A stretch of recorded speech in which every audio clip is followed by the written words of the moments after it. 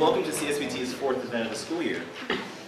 Conservative Students for a Better Tomorrow was established in 2006 by a group of students here at Furman University in order to advance conservative principles that found and sustain this nation. CSBT is recognized nationally by Leadership Institute as the leading student-led conservative group in hosting public programs and bringing balance to liberal-dominated campuses. Anyone interested in learning more about CSBT or would like to become an active member can join us for our next meeting, which is going to be on Wednesday, October 10th at 7 p.m. Potentially, I think, in John's 107. If not, we'll let you guys know of the date and location at our later date. During that time, we're going to be discussing Tom Palmer's book, After the Welfare State. The book features a collection of essays from a variety of authors and disciplines, explaining the history and motivations of the modern welfare state, while also presenting possible alternatives for providing mutual aid in a world after government-imposed welfare programs have run their course. More information regarding our upcoming meetings, events, and our speakers can be found on our CSBT Facebook page, along with our website at furmancsbt.org. We're pleased to have Dr. Paul Cwik with us tonight. Dr. Cwik will start by presenting some examples of how the government and the Federal Reserve System has fueled artificial booms that result in crashes, and conclude with discussing recommended policies that we can and should take to get our economy out of the anemic recovery as we're currently experiencing. As always, please note that CSBT as a whole neither agrees or disagrees with any of our speakers that we present. Our aim is to encourage students to step outside their ideological comfort zones, critically examine their assumptions, and to thoughtfully explore the opinions of others. Echoing President Smol's desire for civil discourse on campus, our aim is to enrich students' lives with a wide variety of right-of-center ideas. Ideas usually not articulated very well in many classrooms. After Dr. Cwik's remarks, there will be time for a question and answer session led by our faculty advisor, Dr. Carwin. Considering this is a student-sponsored event, we request that students are given the first initial opportunity to ask questions, and when doing so, please keep it to one question. And now I would like to ask our Chief Branding Officer, Andrew Cameron, to come forward to introduce our speaker. Thank you.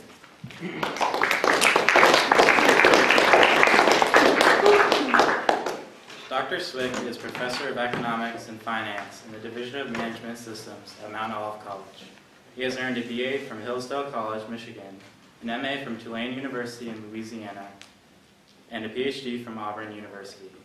He is an Associate Scholar with the Mises Institute in Auburn, Alabama, and an Adjunct Scholar with the Foundation for Economic Education. He has presented academic papers to the Southern Economic Association, the Society for the Development of Austrian Economics, the Prague Conference on Political Economy, and at the Austrian Scholars Conferences. He has been published in academic journals that include Academic Affairs, the Quarterly Journal of Austrian Economics, New Perspectives on Political Economy, a bilingual interdisciplinary journal, and Business Ethics, a European review. He is also a reviewer of essays in economic and business history in the Quarterly Journal of Austrian Economics. He has also been published in the Freeman, Ideas on Liberty. Finally, his dissertation, showing that an economic downturn was coming, was cited by the Wall Street Journal in February 2006. He has been married since 2003 and has 3 children, a boy and 2 girls, 6, 5, and 11 months, all living near Raleigh, North Carolina. Please join me in welcoming Dr. Paul Cwik.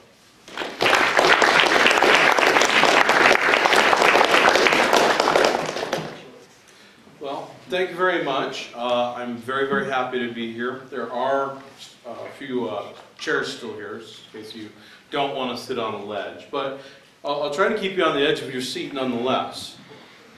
Okay, that's my A-class material. It doesn't get any better than that. If you find that funny, it's going to be a long night. So, it's fine. I'm really, really happy to be here. Andrew emailed me and said, okay, what I want you to talk about is the Great Depression, the financial meltdown, everything in between, and put it in a nice theory and do this all within less than an hour, please. Yeah. That's like a semester course right there. So, I have my work cut out for me. There's chairs over here. Okay, so let me ask this. How many of you guys are economics students or in the business school? Excellent, excellent. So that means about half of you are not. Interesting, I like. Okay, well this is good. The Great Depression. When did the Great Depression start? Right, when did the Great Depression start? Well, a lot of people think it was a big stock market crash in October of 1929. And that's where most people date it as that. But if we look at the data, it's actually started about 6 months before that. We see that indicators in heavy industries and such start falling in April. And then the stock market crashed in the fall of 1929, and we see gross domestic product. That's our measure of the economy, and it falls that final quarter of 1929. It falls all of 1930. It falls all of 1931. It falls all of 1932. It falls all of 1933. Okay, this is the Great Depression. You see, and this is down, down, down, down, down, down. It ends when? About 1939, 1940-ish, somewhere in there. If we look at that time period, 1929 to 1939, we see that the per capita after-tax income, that's how much money we make, fell by 7%. Just down for a decade, right? So think about it. 10 years, right? It's 2012. What were you doing 10 years ago? Where were you back in 2002? Imagine income falling throughout that entire period. Okay? And unemployment hit about 25% in 1933. Okay? We're upset about 8% unemployment. Multiply that by 3. Okay? Multiply that by 3.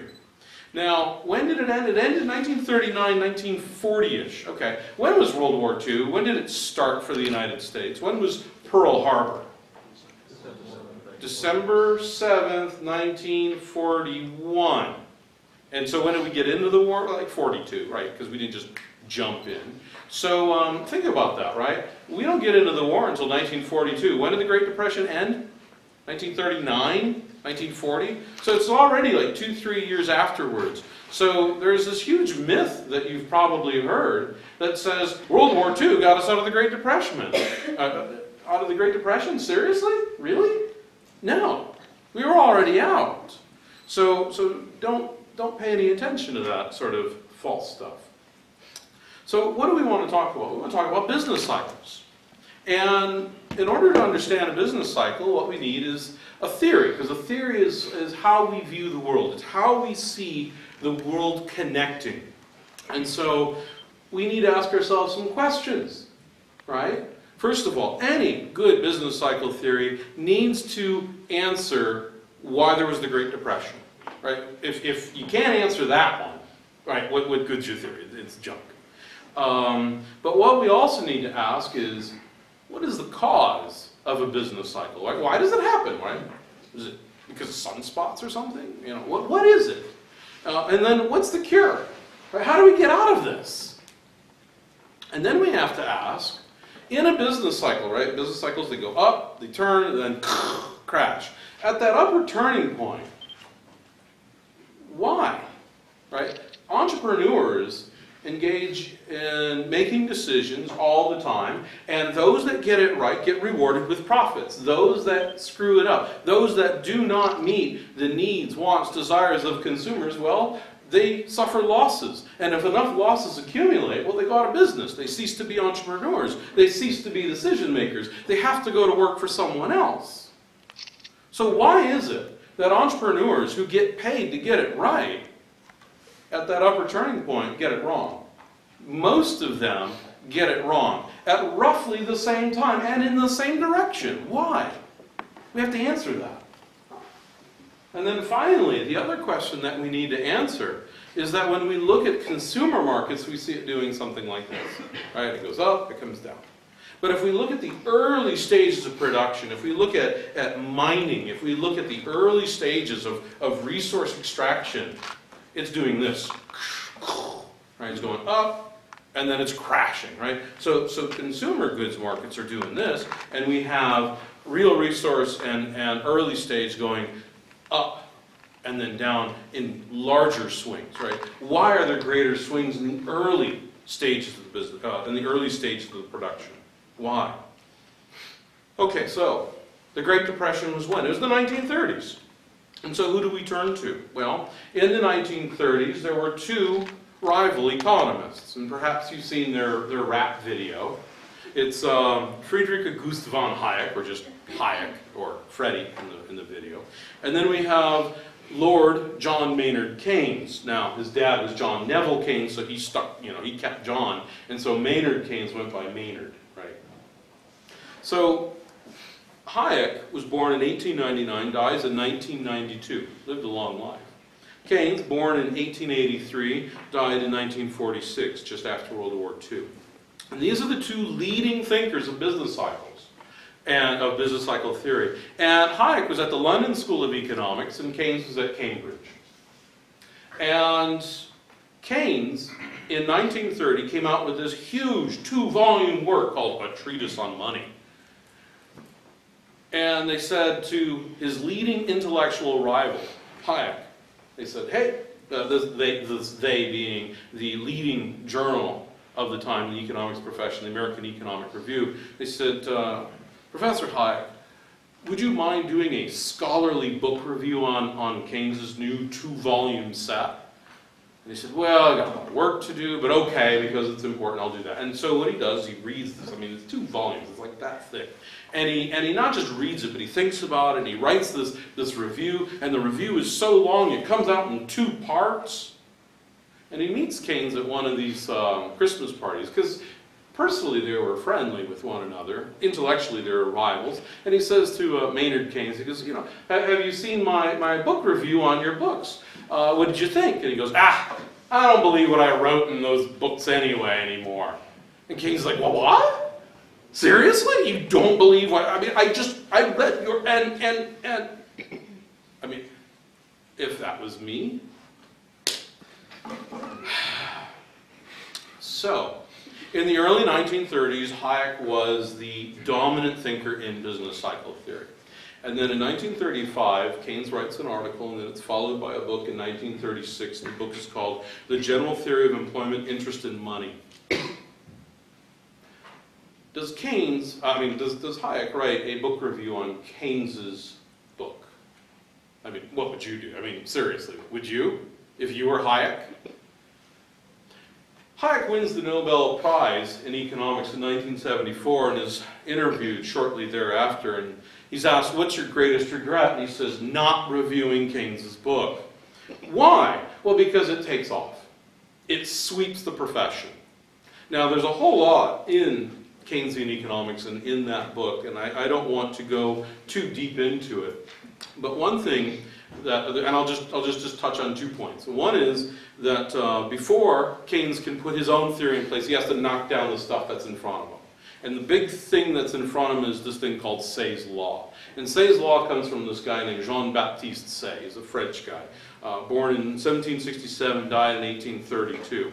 And Say's Law, if you look at it in your modern textbooks, the bad ones, condense it to what Keynes said it, described it as, and it's this. Supply creates its own demand. So if you open up your textbook and you look in the glossary under Say's Law and you see supply creates its own demand, you know it's a bad book. Throw it away. Well, pass the class then, just resell it. Okay. But that's not what Say said. See, Say had this big treatise. And if we're going to boil down Say's Law, this whole, from this treatise into one law, and if we're going to boil down the law into one sentence, it would be something like this. We produce in order to consume. Right? Why do we go to work? Because we love work so much? No. Why do we go to work? So we can earn money. So I produce something. I produce economics lectures. Why? So I can earn money, so that when I can go to Burger King, I can order myself a Whopper. Because otherwise they just won't trade with you, right? I tried, it doesn't work. I'll give you an economics lecture for one Whopper, they say.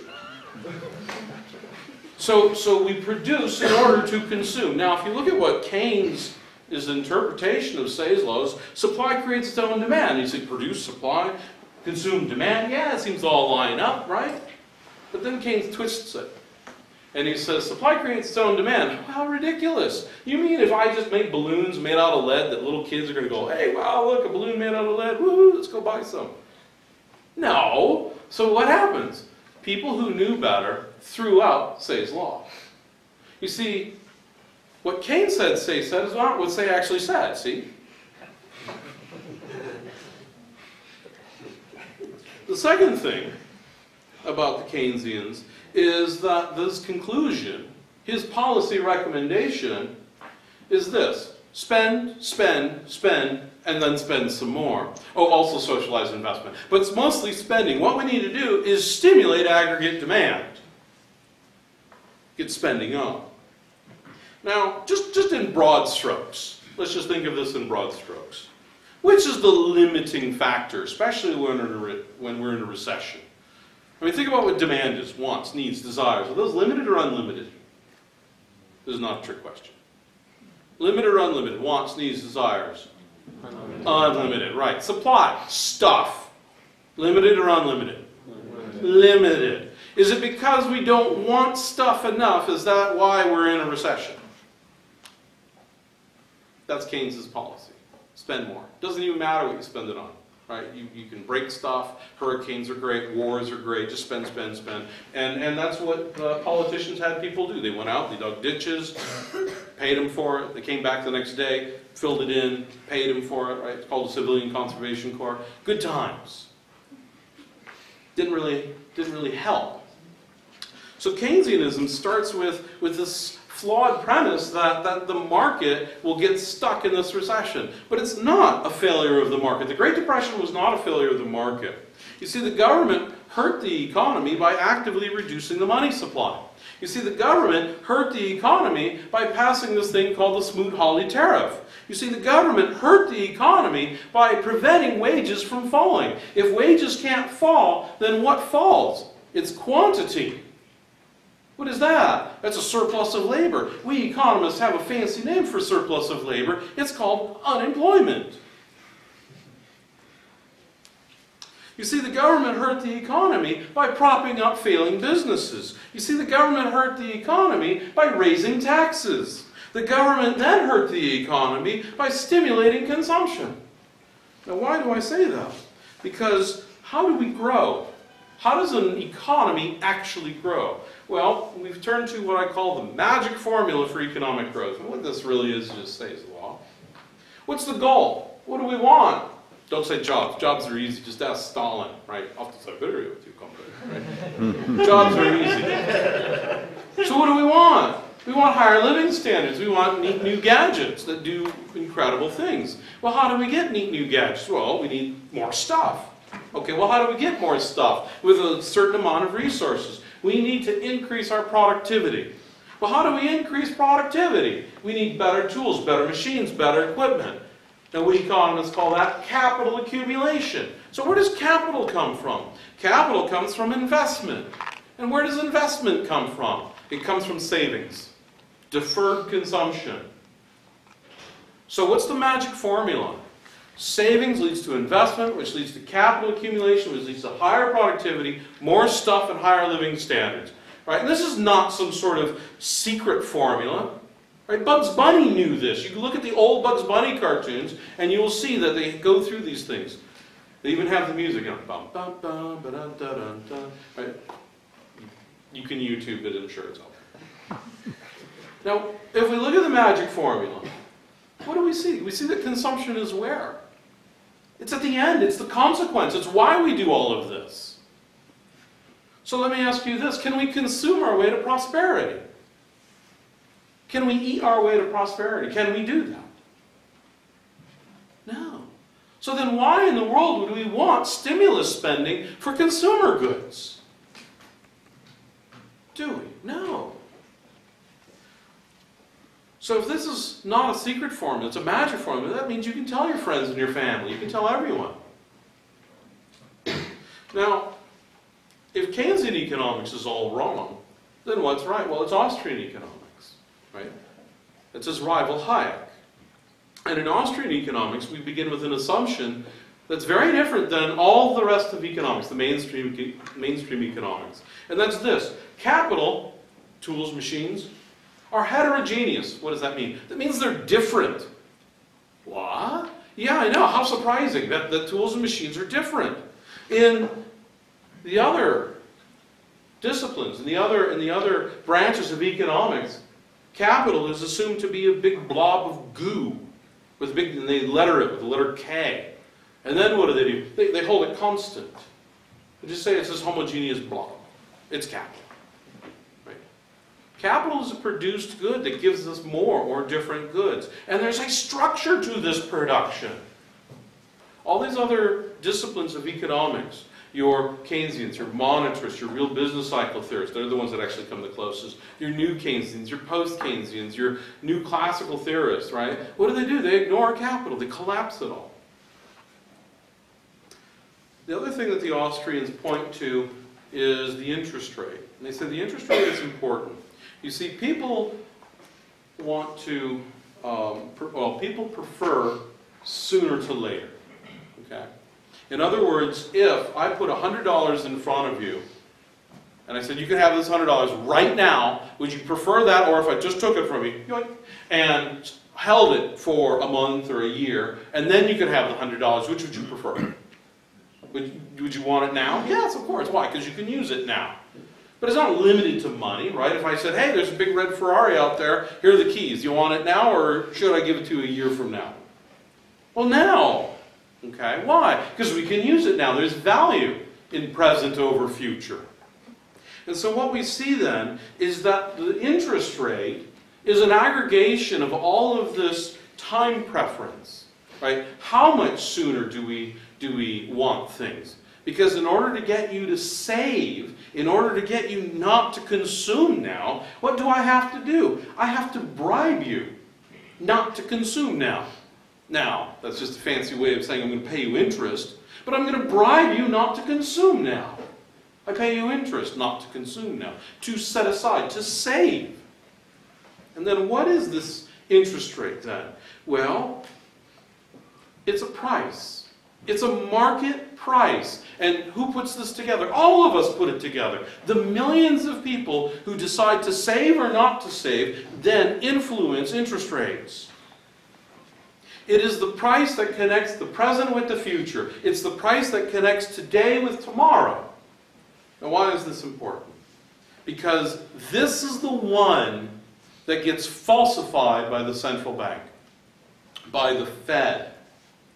How? By inflation. Now, what is inflation? Well, there are two different definitions of inflation. You have the classical definition of inflation, which is what? It increases the money supply. Right? Imagine a balloon and I'm blowing into a balloon, right? What's it doing? I'm inflating the balloon. The modern definition is this. It's an increase in the general price level. Well, what's that? Well, that's an index. It's an indice. It's an average. Now, we have to be careful when we use averages, don't we? Why? Well, because I can have one hand in a bucket of ice water and another hand in a bucket of fire, and on average, I'm just fine. Okay, we have to be careful with averages, right? We look at price indices right now, we go, oh, what's the inflation? There isn't any inflation. Are you kidding me? Have you seen the price of gas? Have you seen the price of food? Have you seen, when we look at prices of food, right? I mean, the can of tuna is not the same as a can of tuna. Ice cream is not the same size anymore. Tuna used to be 7.5 ounces.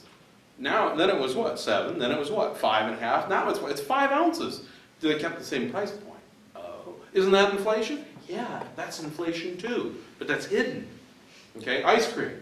Ice cream comes in what? Smaller sizes now. That's inflation too. That's why it's not showing up on all of these sorts of measures that we see. Now, if we look at our normal textbooks, then we talk about the effects of inflation. And they say, well, inflation erodes the purchasing power of every dollar. True, check. It disrupts the expectations of businessmen and jams price signals. It adds static into the signals. Yeah, very true, check. It changes the relationships between debtors and creditors. Check. Who wins? Debtors, right? Because they pay back in the future with devalued dollars. But here are the uniquely Austrian insights. The first one is that there are non-neutral effects. What does that mean? That means when money is created and introduced into the economy, it's not just given to everyone evenly. We just don't say double the money supply and boom, everyone's got double. Right? That's crazy talk.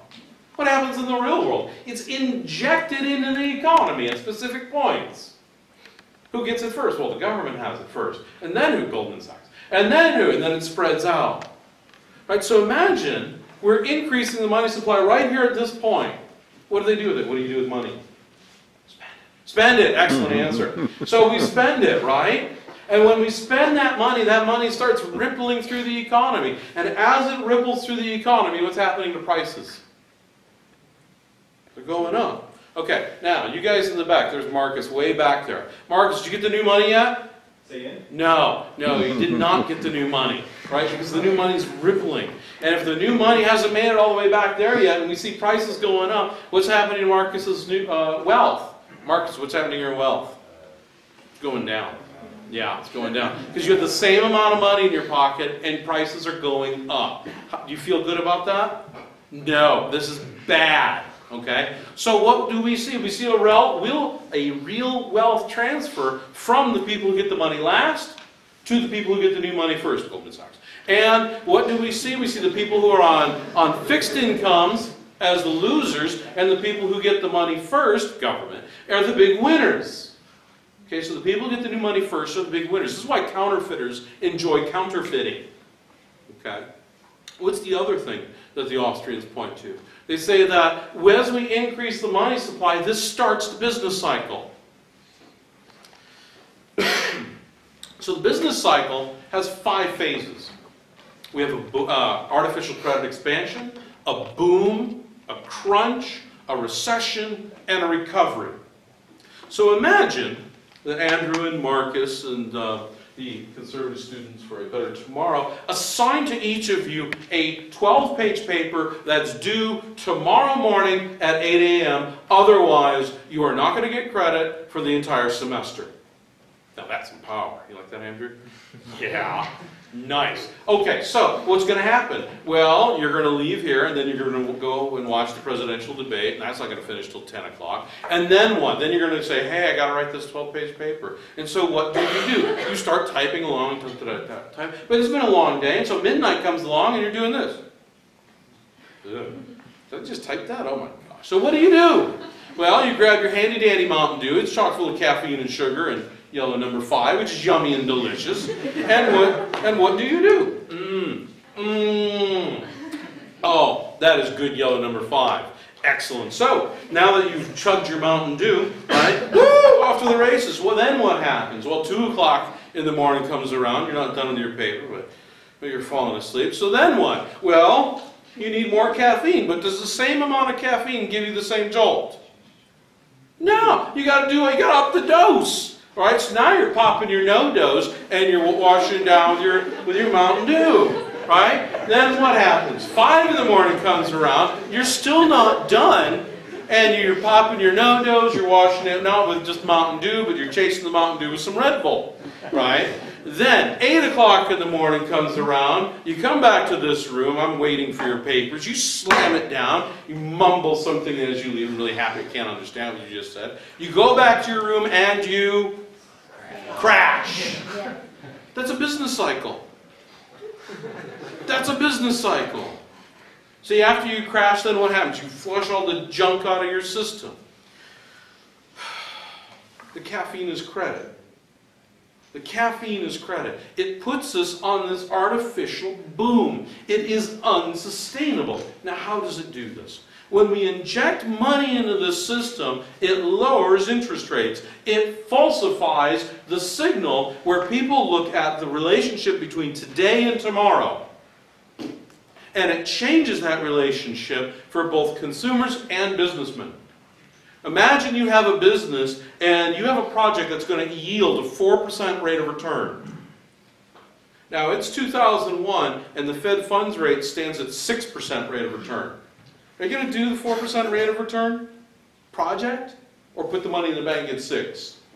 Yeah, you're not stupid. You could put the money in the bank and get 6. By 2003, Fed funds rate is now at 1%. Now are we going to do the 4% project? Absolutely. But then what happens? By 2006, it's up to 5.25%.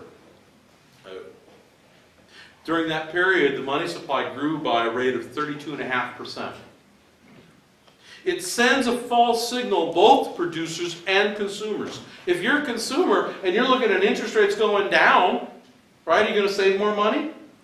No. What are you going to do? If you're not saving it, you're spending it. So consumption goes up. The Keynesians are going, woohoo, consumption's going up, because all they're looking at is GDP, which is C plus I plus G plus net exports. What's the C? Consumption. Okay? And then we're looking at increased investment. Why? Because interest rates are so low, people are going to borrow at 1% for their 4% project. This is the boom. It cannot last.